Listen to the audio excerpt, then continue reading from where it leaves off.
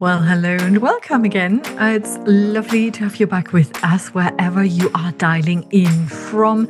I have a real gem prepared for you here today. It's a person who we, my business partner Jules and I came across a few years ago when we started to work on our joint brand.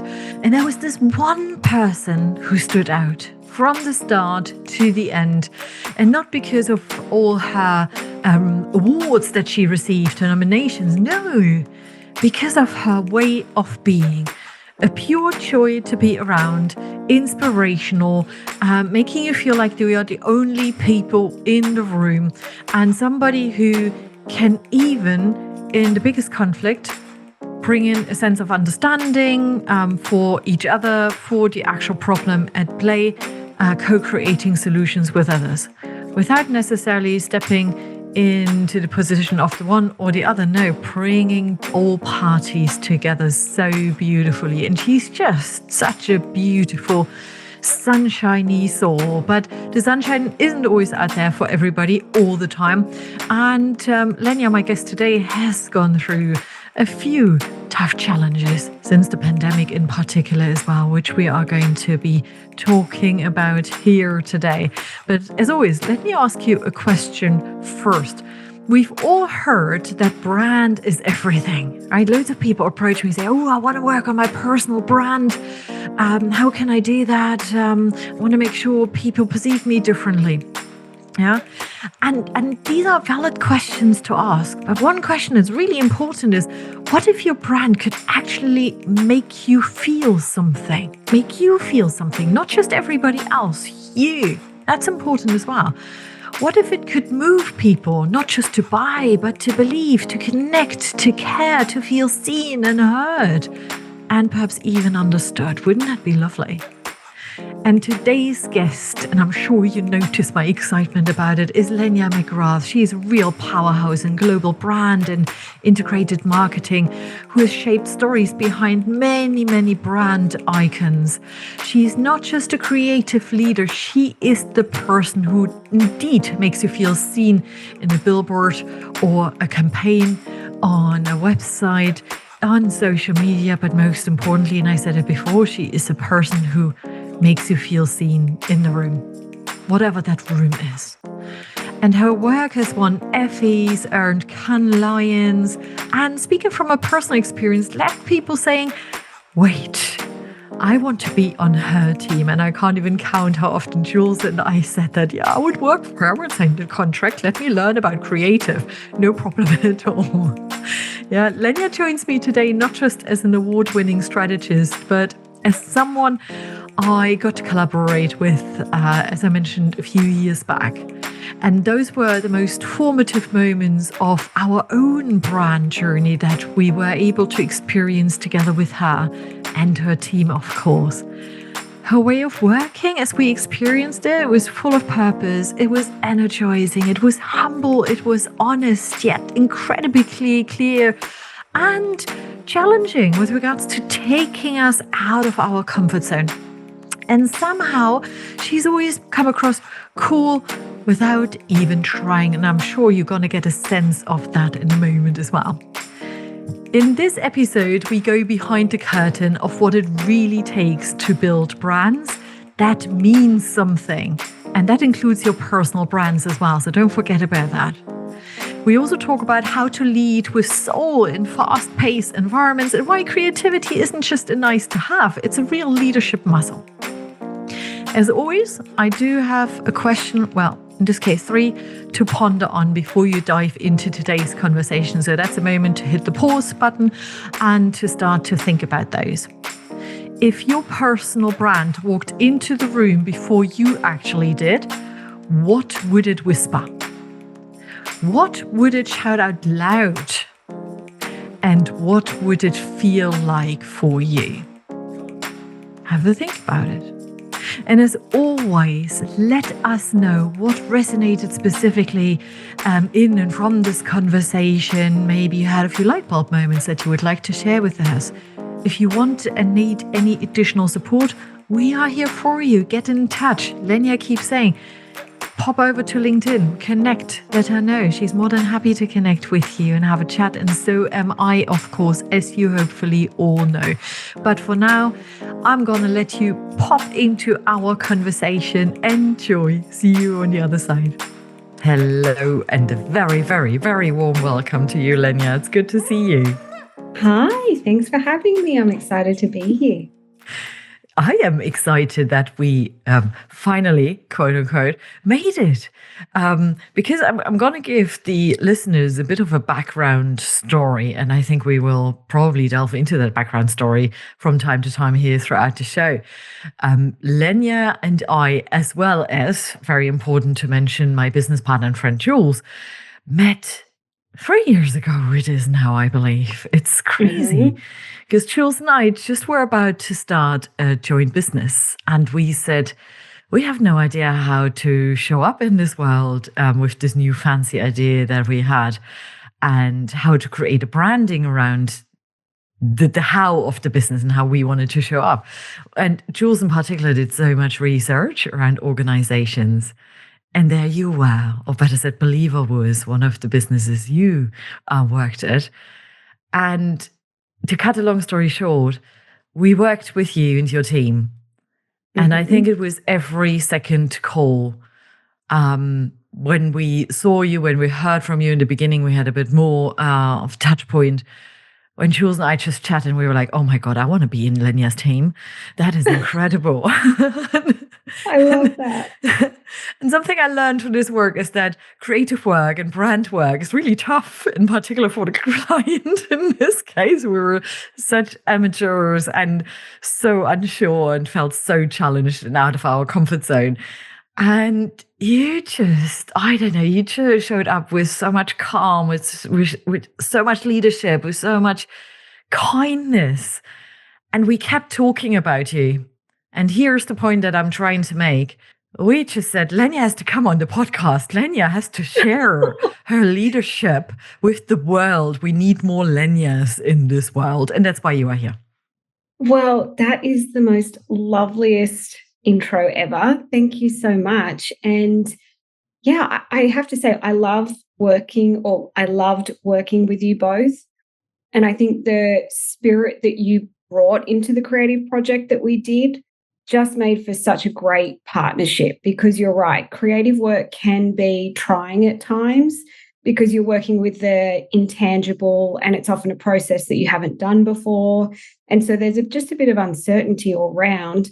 But what I loved about what you brought to this was just a spirit of adventure and really knowing who you were and a level of trust. And I just thought we created a great partnership along the way. So thanks for that intro. Isn't that just interesting how you talk about the partnership and what we brought? And I find that beautiful on the one hand, so thank you so much. And on the other hand, it also takes a bit of the attention away from you, doesn't it? And I wonder how you usually go about compliments and somebody really putting you in the spotlight of sharing how great you are as a leader. Oh, that's a good question. I think I love getting compliments because I think it's a representation of the hard work that I do and what I believe I bring to the table. But my background has always been in account management, which, 50% of that is about building relationships. So I learned very early on, leadership isn't a solo pursuit. Leadership is just about building great partnerships with the wonderful people that you work with. So it's almost automatic for me now that, when I'm talking about leadership, it's in conjunction with the team around me. Yeah. And we could certainly feel that. The way you held your protective arms over the team, while at the same time, calling in such a constructive way out what was happening and exploring situations of perhaps conflict is too hard of a word, but of debate, of insecurities on our end for sure. And I found that incredibly impressive. And when I heard and read from you that you had times when you received interesting feedback about your Oh, yeah. personality and how you show up. I couldn't quite believe it. So I'm not going to share the feedback that you've received. Over to you. Okay, yeah. So early on in my advertising career, I had just been promoted to a level of leadership within the agency. And I had a great mentor that I was working with. He was the managing director of the Sydney office that I worked in, and he'd really invested in my leadership journey, which I appreciate. But we were having a coaching conversation, and he said to me, I think you really need to watch out for your happiness, because I think the happiness that you bring into the room can compromise where a project is going to go. So the net was, don't be so happy, lean into the persona of what a typical advertising agency person is. And so, I thought about that feedback, and then I tried to implement it. And I tried for, I would say, a week. And it just felt so off. Like I didn't feel like it was connecting to the core of who I was. And funnily enough, I actually had team members that I was working with come up to me on the side and say, "Are you okay? Is everything all right? Because the way you're talking in these meetings doesn't sound like you at all. I think you're being really direct, but not with the level of partnership that we normally have from you." And it was a light bulb moment where I realized that I didn't need to lean into a persona of what an expectation is of how a leader looks or feels or acts. I needed to do it in a way that was authentic to me, and it could shine a light on my skills and my secret sauce Mm. that I bring to the table. Because in actual fact, my happiness, or you could say my optimism, my empathy, my can do attitude, my ability to build relationships actually is a superpower. I create a really psychologically safe environment for teams to work in. And particularly in creativity, Yeah. you need safety. You need to know that any idea is okay, because we're pushing the boundaries to find a way to solve a business problem through a great idea. So I figured out that I was actually going to lean into my happiness, and that's been a big part of how I approach all of the work that I've done since that point. Beautiful. I actually loved that you said after a week, I couldn't do Yeah, that anymore. So a week I was knew pretty already quick. tough. Yes, yes.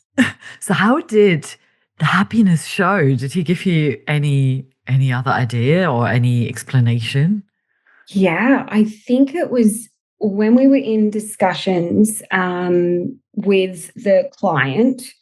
um, I would always try and keep the mood light, so that even though we're talking about things that could be challenging or uncomfortable for the client, it was always with a sense of optimism, or maybe even like a little laugh and a joke as we go through the work.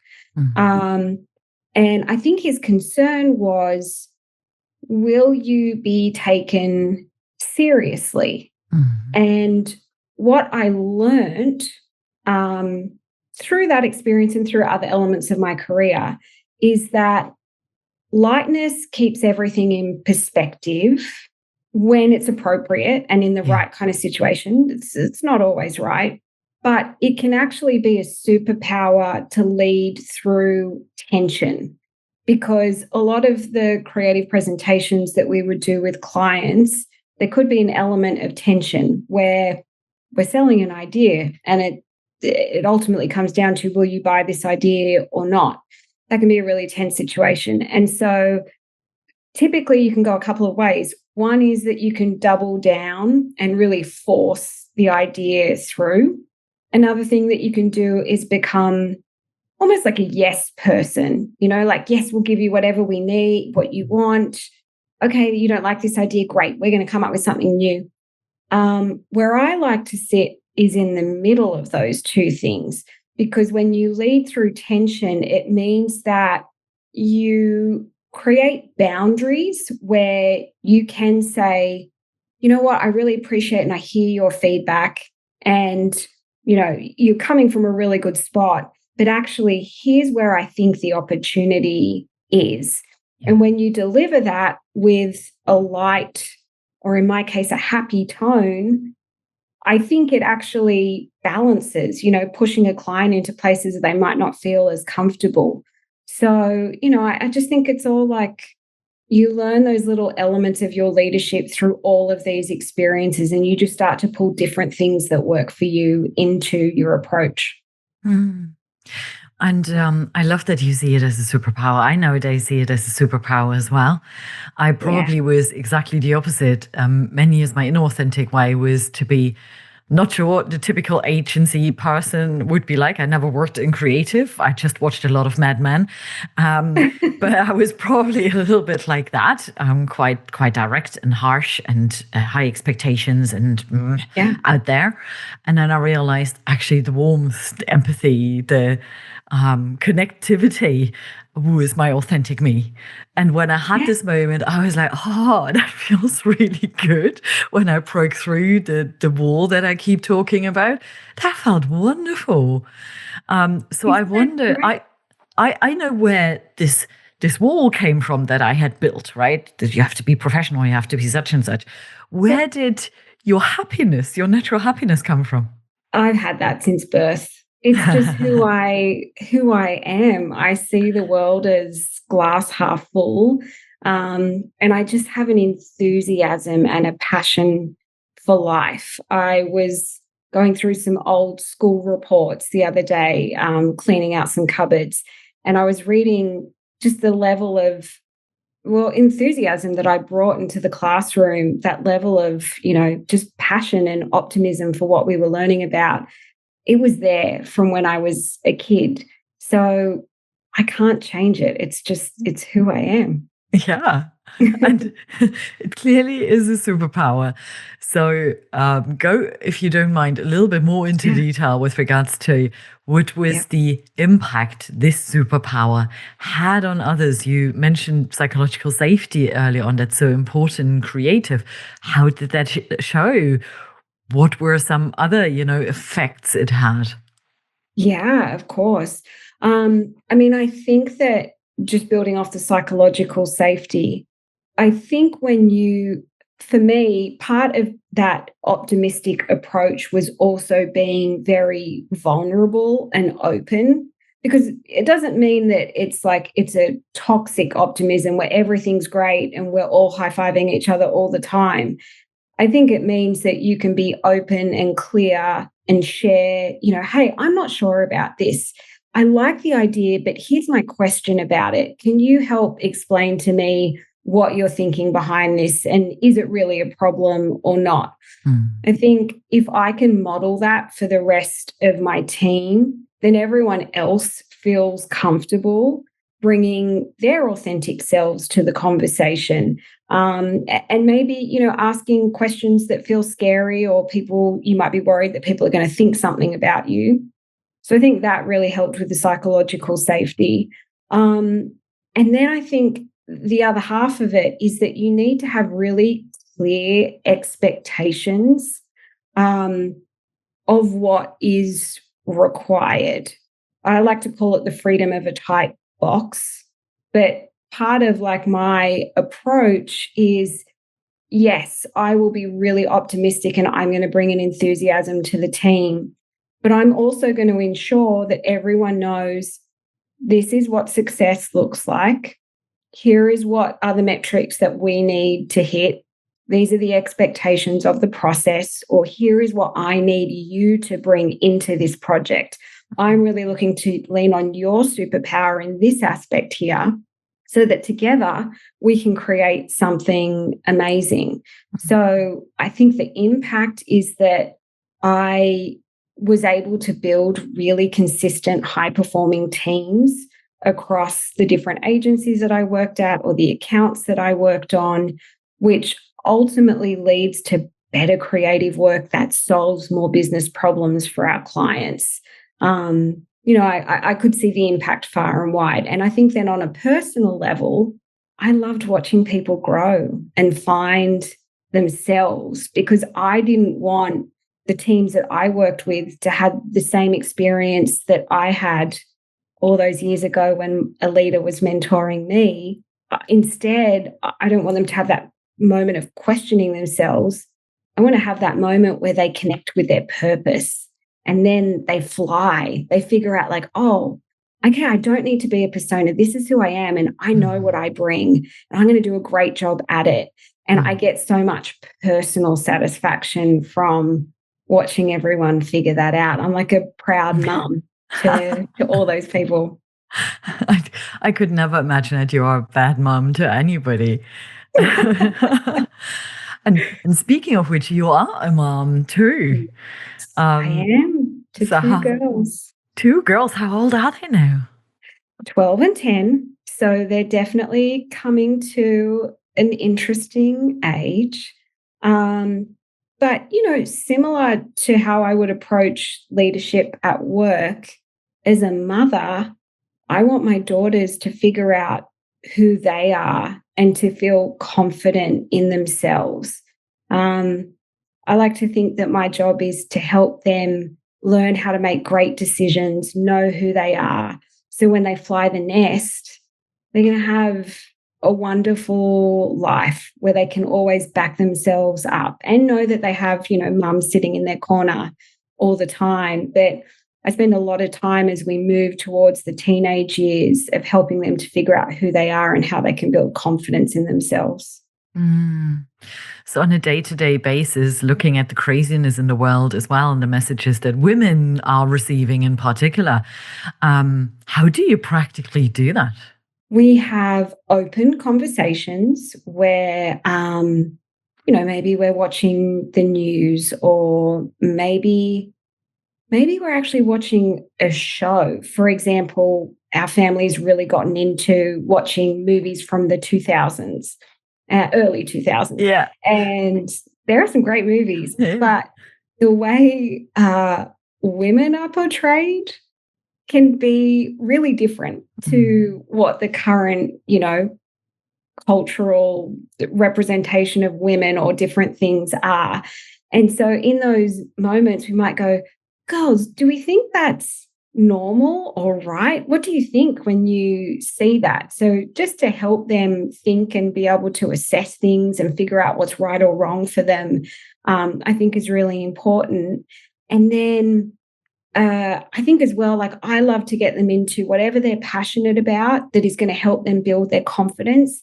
That's what we're all about. So I have one daughter that loves to dance, one daughter that loves art and drama. And so I really lean into that because I want them to fill up their cups with things that make them feel good too. Oh, I can only imagine if even how you show up as a mom for your daughters. I think they are very, very lucky girls, I have to say. Thank you. You are one of those guests where I keep thinking about, there's so much interesting stuff to talk about. And I'm going to rewind a little bit again. When you spoke about your team, you mentioned that everybody, needed to be able to bring their authentic selves to work. Mm-hmm. And, that's a sentence that I often call out, or I'm being called out about. Loads of people in my network who would post on LinkedIn or say to me, you should never bring your authentic self to work. That is not helpful and it hinders you and perhaps even your credibility. And I shared with you and with many of the listeners and on LinkedIn also a little bit of my thoughts around where is the difference between authenticity and just oversharing? For me, there's a big difference between those two.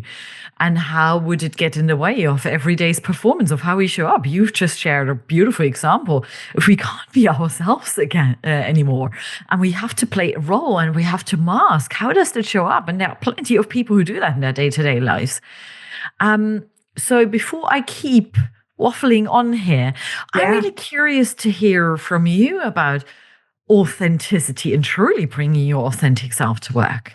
Yes. And I loved your point about oversharing because I think there can be a perception that when you're authentic, you're almost sharing too much of your personal self.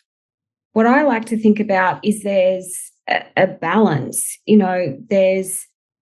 I know who I am, or I know who I authentically am when I'm at home with my family or friends, but I also know who I authentically am when I'm in a professional setting. So that doesn't mean that I'm going to overshare or, bring all these elements of my personal self in that feel inappropriate for the workplace or maybe compromise my professional credibility. But if there's something built into my DNA that makes me who I am, which for me we've spoken about is my, optimistic, glass half full approach. If I didn't bring that to the table, I don't think I would be as good a leader as I am because I'm just trying to mimic a persona of what a workplace, a team, culture tells you a leader should authentically be. I still think that you can bring yourself and still hit all of the requirements that a business will expect of a leader in their workplace. I don't think they're separate. Yeah. And I fully agree with you. Yeah. As I mentioned earlier on, when the penny dropped for me, and it dropped quite fast late in Yeah. my life, where for the first time realized, oh, that is me, right? That is my real me, which means I had masked for, I don't know, 14, 15 years in my work environment until then. And that's when the magic happened. Honestly, the relationships Interesting. deepened, they became more positive. Work, despite the fact that we still had the same goals and it was highly demanding where I worked, we achieved more. Isn't Because that interesting? yeah, and it felt easier. Still remember coming home sometimes saying, I'm home already. I feel like I've done everything, but something must be wrong because you were trying to prove yourself so bad all the time, every day. And it takes so much energy from you to mask, to behave in a certain way so it hopefully suits everybody else. And by the Yeah. way, sometimes it's just in your head that you need to suit everybody else. Other people may not be on the same page and not be expecting that from you, by the way. It can come from childhood experiences in the past, wherever it comes from. But that was the situation for me. And Isn't it's that interesting? so beautiful. Do you think, and I'm curious because I reflect on this for myself, do you think that sometimes for you holding back that true authentic self, part of it is like understanding or trying to match existing or non-existent expectations that people might be putting on you? But I think is some of it as well around vulnerability. Is Mm. it scary to be vulnerable and bring yourself into the workplace? And it is easier to try and just mask based on a persona. And so I wonder for you, because 15 years is a long time, and then you have the light bulb moment. Was part of that as well, just figuring out, okay, I can be more vulnerable and maybe share a little bit more of myself in the workplace? It's a really great question that I've trying to figure out myself. I think to some extent it's a combination of Yeah. what you said. I think the biggest part is for me. It started in my childhood, and therefore I've been, in inverted commas, been trained to Yes. behave in a certain way. So I kept saying to somebody who interviewed me last week, I said, and I love my parents very dearly, but my mom would still say nowadays how proud she was of her girls who, at the age of 3 or 4, would sit in a restaurant without making any noise or mess. So you get a Yeah. bit of a feel of what the expectations were like, right? I sit in a restaurant with my son and I'm like, there will be some mess because he's a Yes. boy and he's 4 years old. So here we go, right? Let's have a bit of Yes. fun and let's be at ease with one another. So this is the kind of the expectation that has been set at a very early age. And so it becomes a part of your programming. And then you Mm. move to the world of work with the expectation you have to do an apprenticeship, you have to earn a certain amount of money, you have to be secure and safe and whatnot. And all of this is like in a robot in your system until you realize when you grow and you go through your different experiences, oh, something feels off. Something isn't quite right. And also, certain relationships don't gel as to whether in your personal relationships or within my professional relationships, not all of them felt easy and connecting. And you just constantly have this feeling of, I'm wrong, something must be wrong with me. And so you Yeah. enhance the whole masking with regards to if something is wrong with you, you have to change something. Yes. And that then leads to the point of, okay, let's hit that wall to sort it all out. That's what happened in my life, basically. It was real programming. How interesting. And what a moment where you could, one, recognize the programming, but then two, be able to break through that. And I think there are moments in everyone's personal or professional life where you look around and kind of question yourself, like, why am I not liking this as much? Well, why am I not feeling like I'm impacting as much as Mm. I should be? I've definitely had those moments as well. And even my kids have had those moments. And we always talk about go back to your compass. Your compass is inside of you, and it's the markers that are your values, the way you want to impact the world, and just who you are as a person. So you could call it a purpose, your belief, whatever that is. I always think like in those moments, go back and check in and align back to that because that's your North Star of what work life or home life should look like. And then, yeah, you feel like you're leading with who you are, truly Mm. are.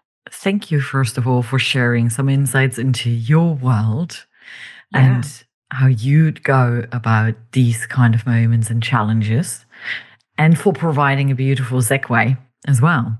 Okay. Because life isn't always easy and straightforward for anybody, I would assume, in this world. But I think, in particular, the last few years have been somewhat challenging than others for you. Yes. And I won't call out all the details and what has happened, but if you don't mind sharing with us a few of those challenges that you have experienced, perhaps the doubts that arose for you over those last year of change in your life, and how you went about it. Yeah. I think that COVID was a really interesting period, and that's actually where everything started from. I think not even just in the last year. I think that for me, I'm a creature of habit and routine, and all of a sudden, COVID put everything, into a completely different way of operating. Whether it was work life, home life, feeling safe and secure with where you are in the world, you name it. Um, and at that point, I really started to battle with anxiety. And it's something that I've never had previously. But all of a sudden, it was debilitating anxiety. Um, and so there was a period at first of just going, oh my goodness, what is this? And why am I feeling this way? Um, but for me, once I can recognize a problem, I always think I don't like to wallow in the problem. I like to be can do about it. So I think, okay, I really, professionally, I'm not sure about where I'm at the moment. I'm, working from home. I'm, working in some roles that I'm not sure are really fitting with, my purpose. Um, and I have this anxiety on top of it. What do I do? Well, for me, I always like to think about, and this sounds really simplistic, but 5 things I can do to take control of the situation. Because the goal isn't to completely fix the situation. That's a journey, that's a process. And maybe sometimes some things are unfixable, like you have to be realistic.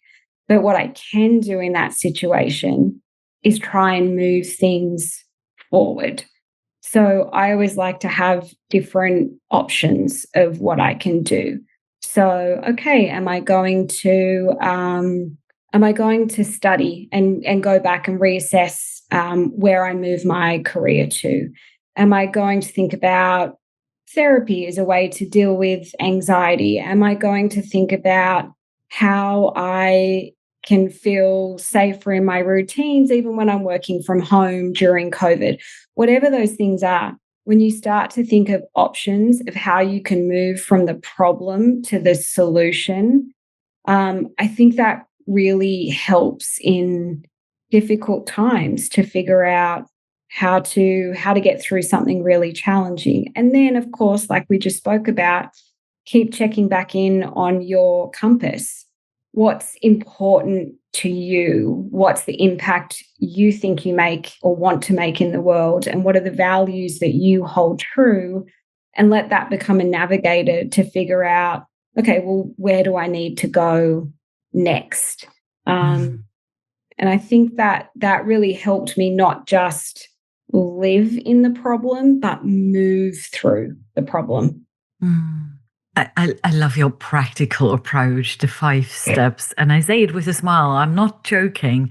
I really love that because I find it indeed useful to have toolboxes. And you can pick and choose and see what works for you and experiment with it in those moments instead of feeling almost helpless and kind of stuck, therefore. Absolutely. And I love what you were saying about having multiple toolboxes, because if you go in thinking that the only way to solve a problem is by doing X, that may or may not work. And it goes back to psychological safety again. Part of figuring out solutions is taking risks, and there's a potential of failure along the way. So you have to be able to embrace, okay, maybe X isn't going to work, but that's okay because I have Y and Z and A and B, and I'm going to make sure that there are options till I can figure out where to go. I think that helps keep things in motion, because you just don't want to wallow in like, well, that didn't solve the problem, so I'm stuck and I'm just going to stay here. Yeah. And you mentioned your compass a few times as well, your purpose. So if you were to express your purpose in 1 or 2 sentences, what is it? I think it's to make people, brands, and businesses fly. It's to help them become the best that they can be, whether that's helping a brand become number 1 in the marketplace, whether it's about helping a business deliver value to their shareholders, or maybe in a more personal sense, it's about helping people grow and develop in their careers, or as a mum, helping my kids fly the nest. I always live in it's about acts of service. I'm here to help other people. I get purpose from that. And so, if I can help the people that I work with, the brands that I work with, the businesses that I work with fly and do well, I know I'm being true to who I am. Beautiful. And that's such a beautiful red thread through all of those areas in your life that you just mentioned. Help people fly, basically. And that's beautiful. Yeah, and I just get so much personal satisfaction from seeing the impact of that, because on a personal level, I think that when people feel like they have someone in their corner that's advocating for them, they're able to do really amazing things that they didn't think was possible.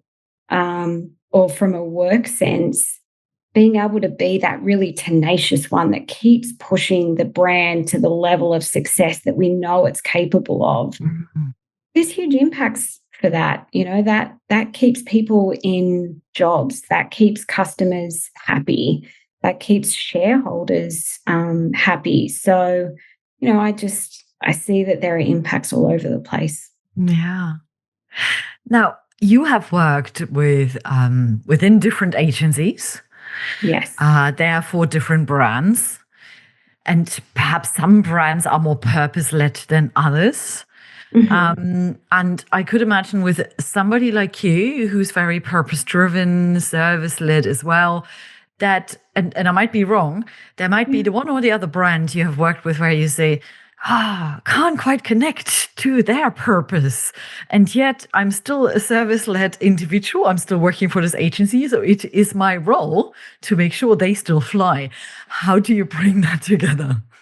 Ooh, that's a good question. Well, I think first of all, it's defining how far off my purpose and values is it. If it's something where I'm diametrically opposed to, what a particular brand stands for, um, you might want to say, hey, you know what, I just don't think this is the account for me to work on.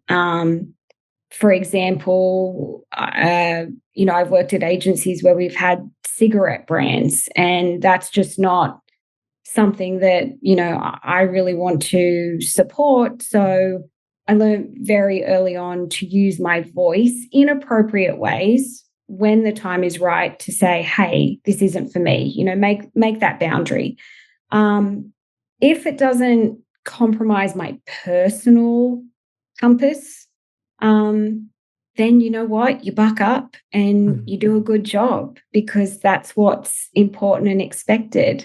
And I'll still get personal satisfaction from seeing the team that I work with, the work that I do, the brand or the business fly. Mm. Um, but, sometimes you have to get really excited and passionate about things that may not be that exciting to start off with.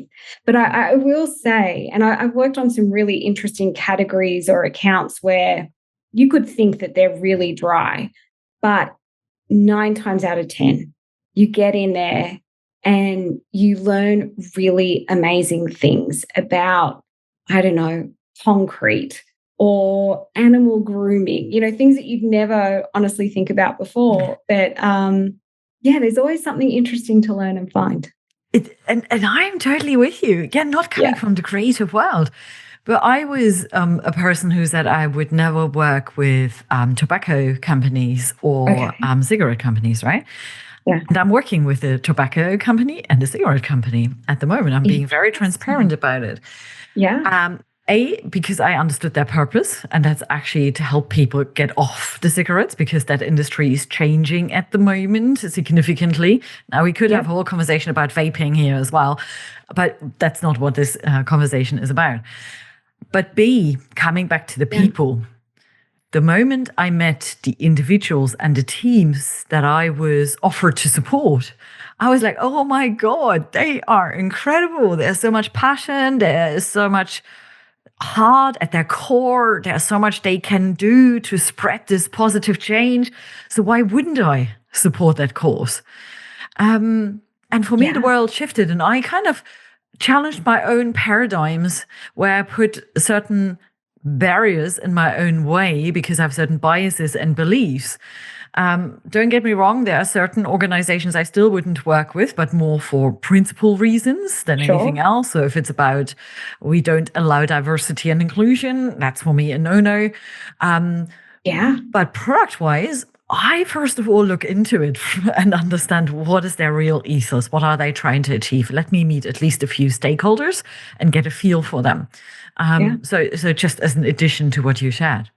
Yeah. And I love that you can assess what's right for you. And that's right. Everyone Mm, is going to have a different viewpoint. yeah, Everyone will come with a different compass. That's okay. That's what makes yeah. the world go round and make it as rich and full and wonderful as it is. But at the end of the day, you have to listen to what is right for you. So I'm Absolutely. glad that you did that. Yeah. And I'm glad you do it too. Thank you. Yeah. Yeah. Now, you've been in the creative world for such a long time. We have one thing in common. I did a bit of training in visual merchandising, but having gone Oh, into retail. But that's where your career started, and you started out with one of the biggest agencies and well-known agencies in Australia, Saatchi and Saatchi, if I saw that correctly. yeah. It's funny, when I finished school, I always knew that I was going to go into a creative field. And so I thought, okay, I think I'm going to do visual merchandising. Mm, And at the same time, I wanted to make sure that I was still working. So I was looking for administrative jobs just to support myself. And I came across a job as an office coordinator. And it was at an agency. It wasn't actually Saatchi's, but another really large one called McCann Erickson. And so by chance, I happened into working into an advertising agency. And mm, once I got there, I fell in love. Just the energy that everyone had, it was taking creativity, but flipping it in a different way. It wasn't about how to display merchandise, but how to use intangible ideas to make people feel something or do something. And I was hooked from day one. So when I started, I was in the mailroom. And then I moved into account service, which was great because it's all about relationships. And I love relationships. It's just mm, a big part of who I am. And that started my journey. And so I worked at Saatchi and Saatchi. I worked at Leo Burnett's. I moved to London. I worked at TBWA in London.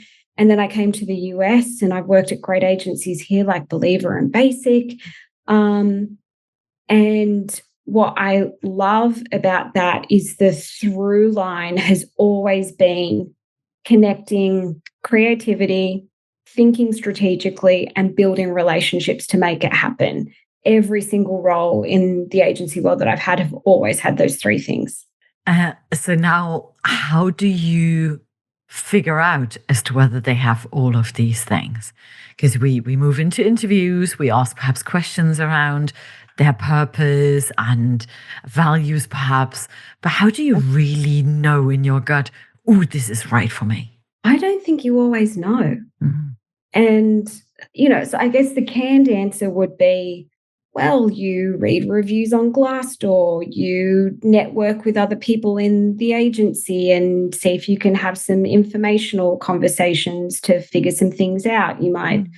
look at shareholder reports to see what they're publicly talking about and how well the business is doing. I think that's all really good research, and you should do that no matter what. But there are going to be times where, even with all those things, it isn't right. It isn't what you thought it was going to be. And I think that those situations are opportunities to learn and grow. So again, like, I don't try to focus on, well, oh gosh, I'm here. This is terrible. And what a horrible decision to be at this place. Um, I think it's an opportunity to figure out, okay, well, what do I do about this problem? How am I going to go about making a decision that's right for me? Is it about staying here and figuring out the best impact that I could make? Is it about staying here and perhaps seeing if I can impact the culture and change some of the things that maybe are opposed to my purpose? Or sometimes it's about creating a boundary and saying, actually, this one isn't right for me, and I'm going to move on perhaps more quickly than I would in another role, so I can get to the next great thing. But I think if you go through life thinking that every single place that you work is going to be 100% Mm. aligned to what you're about, and it's going to meet every single expectation that you have, it's never going to work. That's not Mm. real life. You need to learn how to be flexible and nimble and problem solve in those moments, and you'll become a better person for it, for having those skills. Mm. It's beautifully said, and yet not always, as you realized as well, that easy. And it comes back to the toolbox, right? Or the different Right. toolboxes in this moment. Right. And sometimes you won't even realize Mm. until after you've left that, hey, I don't think that was 100% right for me. Or, hey, I didn't even realize that I used all these tools. But Mm. looking back on it, wow, I did do that thing to approach that situation, or I did try this to, move over here. I think sometimes in the moment you may not be able to see everything, but I always try and reflect on all of the things that have happened. So like I try and do a weekly reflection session where I think about, okay, well, what's happening this week? How am I really meeting my expectations that I have for myself on the work front, on the home front? Am I aligning to what's important? And then I also do it annually where this is really corny, but I write a letter of like, hey, Lenya, here's what happened this year. And this was really great. And this was really hard, but here's what you learned. And it's a technique for me to be able to look back and assess, okay, how did I do versus my expectations that I've set for myself and my compass? And what can I take away from the good and the bad of Mm. those situations? Because then I think you have a growth mindset and you're always learning and developing and growing. That's a good spirit, I think, to have. Yeah, it's beautifully corny. Do you keep the letters? No, because I think I'd feel really cringy reading them, like a year later or a year after that. So no, I typically rip them up and throw them out. And I guess it's kind of it's symbolic as well. I want to say that's done now. And now I'm moving forward into the next year. Um, but yeah, it's still a good exercise to do, even if it's Yeah. cringy, you know? I don't think it's cringy. I can't even tell you how often I've done a fire ceremony where I wrote a letter before and then we burned them. And I remember Yes. years and years ago, I went through a really shitty breakup. And I called a friend of mine in New Zealand, as you do, just on the other side Sure. of the world.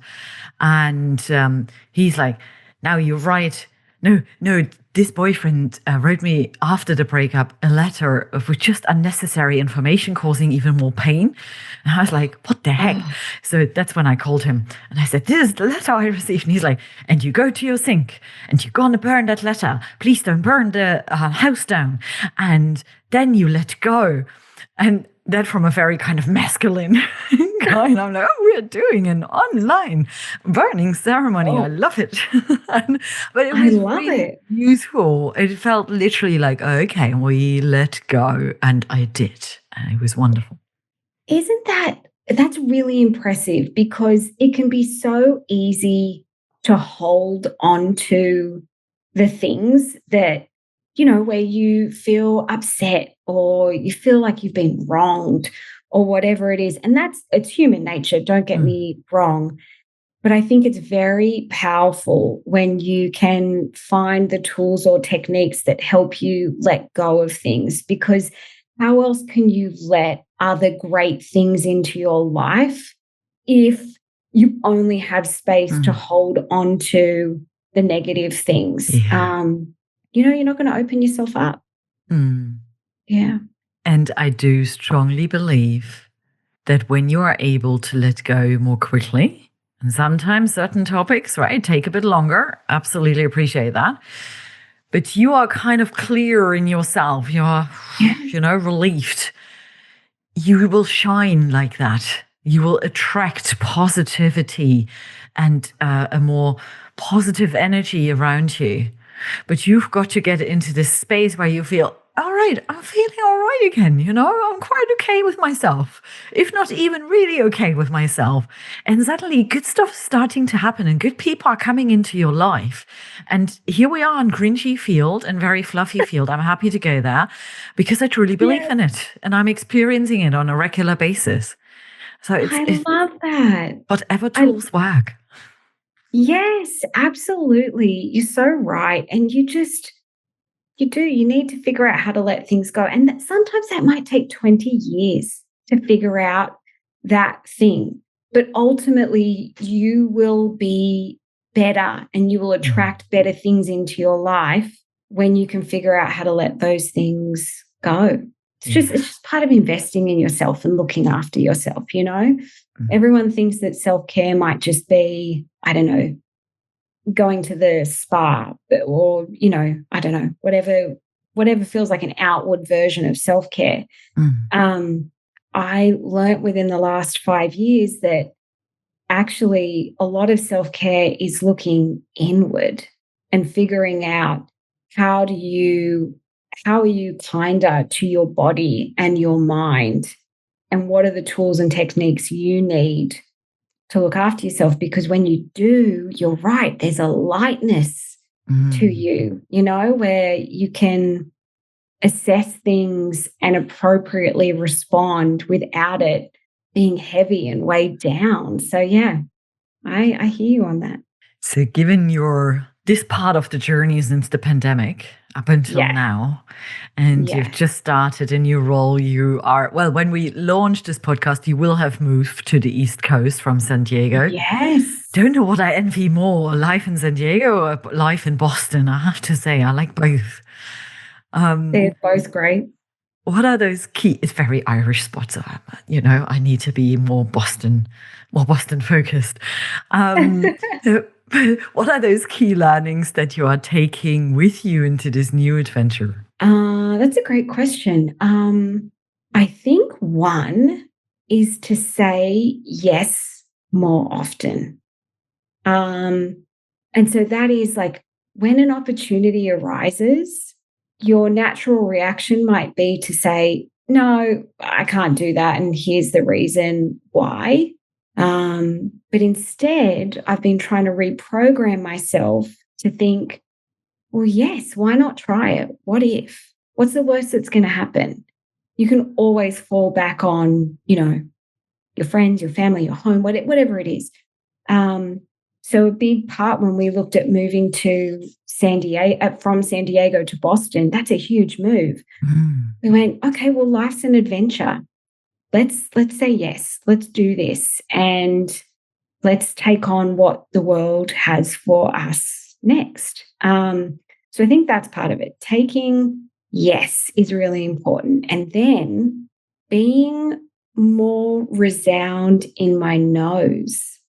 So Mm. sometimes when things aren't right, but we're willing to compromise our compass for, whatever reason. I need to live in this house. I need to have a job. I need to play tennis all the time, whatever it might be. But ultimately, that's you compromising on yourself every single time you compromise on that no. So I think part of it is figuring out when something doesn't feel right, it's being confident and comfortable to say no and sit with that no and be okay with what happens next. And I Mm. think, especially as women, that's not always easy to do. Um, but I think it's a real life skill when you can figure it out. So I'm going to ask you very naively, why is it not always easy to do as a woman? Well, look, I think everyone will have different opinions here and different perspectives, and that's okay. But for me personally, I think that as women, we aren't as programmed for our voice to be heard as resoundly. And that just comes from years and years and years of inequality in the workplace, in the home place, in society, you name it. Um, so I think we're always kind of like fighting with those like previous ties of the way women were seen. And then I think, at least for me, I'm a mum, I'm a nurturer. I'm here to give and to love and to care. I see that as a big part of my compass of who I am. Yeah. And sometimes that can be at odds with being confident and comfortable to say no. But yeah, I think it's about like constantly challenging those perceptions. When you do that, it becomes easier every single time till you reprogram yourself to be comfortable with your yeses and comfortable with your nos. Yeah. And I couldn't agree more, in particular with the Yeah. repetition.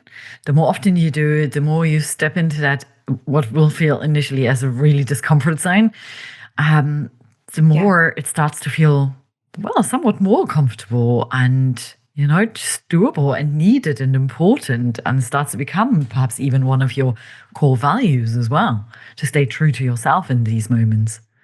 Yes. Yes. And isn't that like part of the journey of life, is just to Mm, figure all of that out? I don't think like mm, anyone has the answer or anyone is doing it perfectly, but I love that we're always in pursuit of finding that right balance for you and figuring it mm. out. And it's great when you're there. Yeah.